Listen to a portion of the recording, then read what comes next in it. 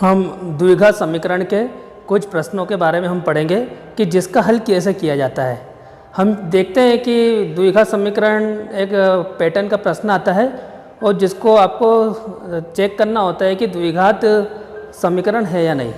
हम क्या करते हैं कि उसको कई बार गलती कर देते हैं। हम उस प्रश्नों को हल तो करते हैं परंतु उसका जो पैटर्न होता है हल करने का बोर्ड के हिसाब से उस पैटर्न को फॉलो नहीं करते, जिसके कारण क्या होता है कि 4 अंक का प्रश्न पूछा जाता है उसके बाद भी आपको पूरे अंक नहीं मिलते। तो एक मैं आपको पूरा पैटर्न में बताऊंगा कि प्रश्नों को किस पैटर्न में हल करें और कैसे इस प्रश्नों को हल करें। मैंने आपके सामने एक प्रश्न नोट किया है, तो ये प्रश्न है आपका x धन 1 पूरे की पावर 2 प्लस 2 इंटू ब्रैकेट में x माइनस 3। अब इसको आपको बताना है कि द्विघात समीकरण है या नहीं। अब हम इसको देखकर तो बता नहीं सकते कि द्विघात समीकरण है कि नहीं, तो इसके लिए हमको क्या करना पड़ेगा, कुछ प्रोसेस करना पड़ेगा, उस समीकरण को क्या करना पड़ेगा, हल करना पड़ेगा। तो सबसे पहले आपने लिखा हल। हल में आपको लिखना है दिया है। जिस पैटर्न में मैं आपको बता रहा, अगर आप इसी पैटर्न में परीक्षा में हल करेंगे तो आपको पूरे नंबर मिलेंगे। तो दिया है तो आपका एक समीकरण है, तो लिख दिया समीकरण। समीकरण क्या है आपका, x धन 1 पूरे की घात 2 is equal to 2 into bracket में x माइनस 3। ये आपका दिया है एक समीकरण। अब इस समीकरण को आपको चेक करना है कि द्विघात समीकरण है या नहीं। तो हमने लिखा यहाँ पर ज्ञात करना है, तो इसको आपने लिख दिया द्विघात समीकरण है या नहीं। अब देखिए जो आपका समीकरण है उसको पुनः एक बार यहाँ पर उतार देंगे क्योंकि इसको हल करना होगा आपको। तो मैंने लिख दिया आपका x धन 1 पूरे की घात 2 is equal to 2 into bracket में x माइनस 3। अब इसको आपको बताना है कि द्विघात समीकरण है या नहीं। तो मैं आपको सबसे पहले इसका एक मानक रूप होता है द्विघात समीकरण का, इस पर बात करेंगे। तो यहाँ पर मैं आपको इसका मानक रूप बताता हूँ। इसके आधार पर आप यह चेक कर सकते हो कि यह द्विघात समीकरण है या नहीं। तो इसका जो मानक रूप होता है द्विघात समीकरण का, ax स्क्वायर धन bx धन c बराबर 0। अब इसके भी हमने आपको पिछली क्लास में 4 कंडीशन बताई थी। तो इसमें आपको क्या रखना है कि x की पावर 2 होना चाहिए इसको हल करने पर। अगर x की पावर 2 होती है और ये पूरे भाग भी 0 हो जाते हैं तो वो द्विघात बहुपद होगा। परंतु अगर x स्क्वायर नहीं रहा हमारा इसके आंसर में तो यह द्विघात समीकरण नहीं है। चलो इस प्रश्न को करते हैं। तो सबसे पहले आपको पता होगा बॉडमॉस का नियम होता है। तो बॉडमॉस का नियम आप सबको पता होगा। बॉडमॉस के नियम में या हिंदी में बोलते हैं भागु गुणज। तो इस ब्रैकेट को सबसे पहले आपको हल करना होगा। अब देखिए यहाँ पर क्या है, x धन 1 उसकी पावर कितनी है, 2 है। तो यहाँ पर आपकी एक सर्वसमीका लगेगी, फार्मूला लगेगा। उस फार्मूले को मैं नोट करता हूँ जो इसमें लगने वाला है। तो आपने इस फार्मूले को पढ़ा होगा, a धन b पूरे की घात 2 बराबर a की घात 2 धन b की घात 2 धन 2ab। ये वाला फार्मूला है। तो देखिए a धन b पूरे की पावर 2, इसकी यहाँ पर इससे तुलना करते हैं। तो अब देखिए यहाँ पर a की जगह क्या हो गया, x हो गया। तो मैंने यहाँ पर लिख दिया a बराबर हो गया आपका x और b बराबर कितना हो गया आपका 1 हो गया। तो हम क्या करेंगे, इस स्ट्रक्चर में इस फार्मूले में a और b की वैल्यू को पुट कर देंगे। तो रखते हैं हम a और b का मान। तो आप देखिए जो a का मान है आपका x है, तो यहाँ हो जाएगा x स्क्वायर, b का मान कितना हो गया आपका 1 हो गया, तो 1 की पावर 2 धन 2ab, तो 2 इंटू x इंटू 1। तो हमने क्या किया, इस फार्मूले में आपने ए बी सी के मान रखे। अब आप देखिए ये तो इसका LHS हल हुआ लेफ्ट हैंड साइड।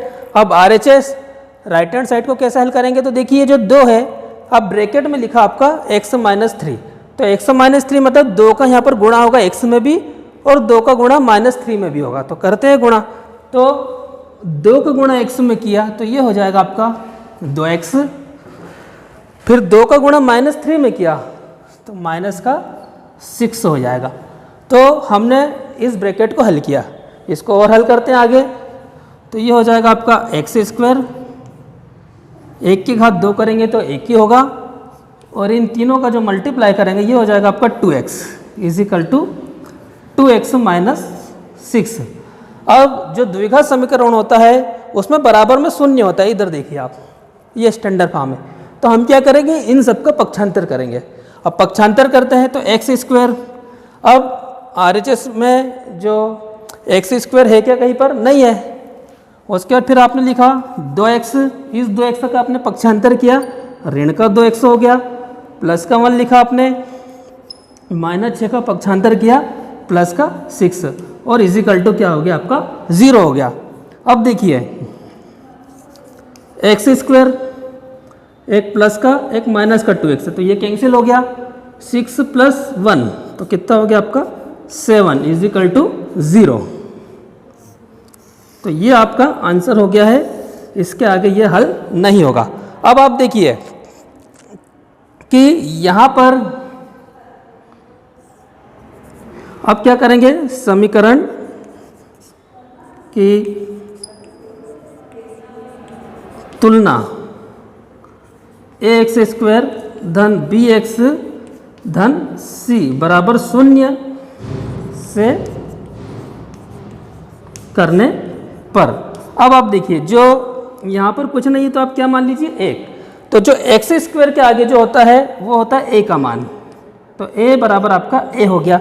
अब b का मान मतलब x की पावर 1, तो x की पावर 1 वाला पद नहीं है, तो यहाँ b इजिकल टू क्या हो जाएगा 0, और आखिरी में अचर पद मतलब कि c का मान 1 हो जाएगा। अब देखिए यहाँ पर abc के मान निकल रहे हैं, और आपको इतना ध्यान रखना है कि अगर x स्क्वायर वाला पद है तो समझ लीजिए कि द्विघात बहुपद है। अतः हमने लिख दिया आंसर में, अतः दिया गया समीकरण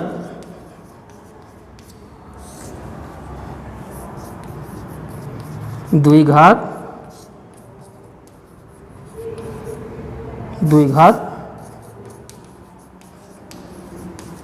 समीकरण है। तो इस तरह से आपको ये प्रश्न समझ में आ गया, और आपको क्या करना है, इसी पैटर्न पर हल करना है।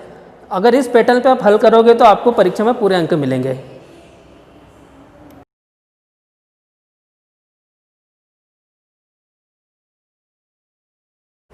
अभी हमने एक प्रश्न लिया था, पहला प्रश्न, तो मैंने आपको एक पैटर्न समझाया था, उस पैटर्न के आधार पर अगर आप प्रश्नों को हल करोगे तो प्रश्न पे आपको 100% पूरे अंक मिलेंगे।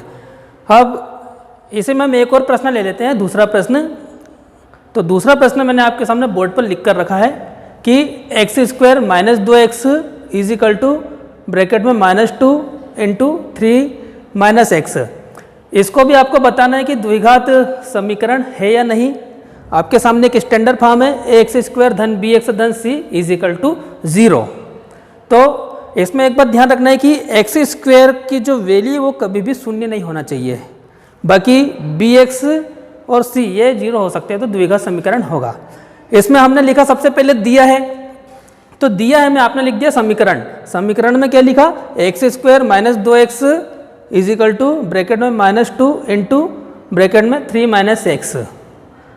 ये क्या है, एक समीकरण दिया, आपको ज्ञात करना है। तो ज्ञात करना में आपने लिख दिया कि द्विघात समीकरण है या नहीं। ये आपको सारे प्रश्नों में कंपलसरी लिखना होगा, जिससे क्या होगा कि जो कॉपी चेक करते हैं उस पर एक अच्छा फर्क पड़ता है, आपको पूरे अंक मिलने की पूरी संभावना होती है।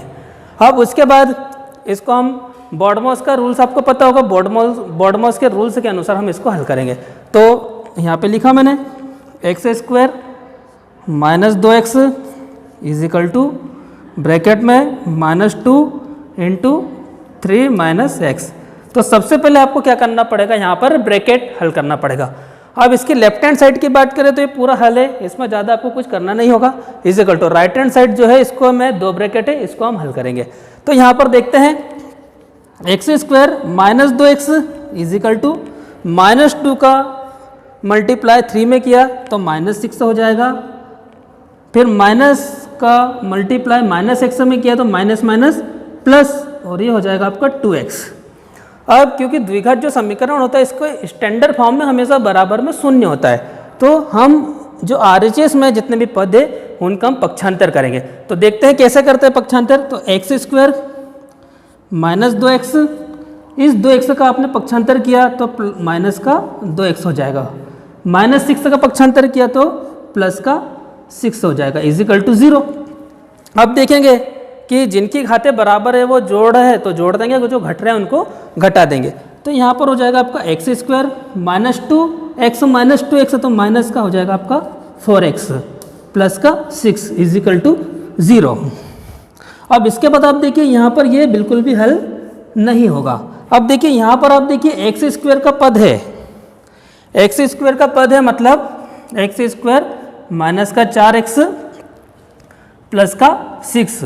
अब आप देखिए ये जो दिख रहा है आपको इसमें एक्स स्क्वायर वाला पद है, मतलब कि यह द्विघात समीकरण है। अब इसके आगे कोई सा अंक नहीं तो हम यहाँ पर 1 पढ़ लेते हैं। अब हम क्या करेंगे कि समीकरण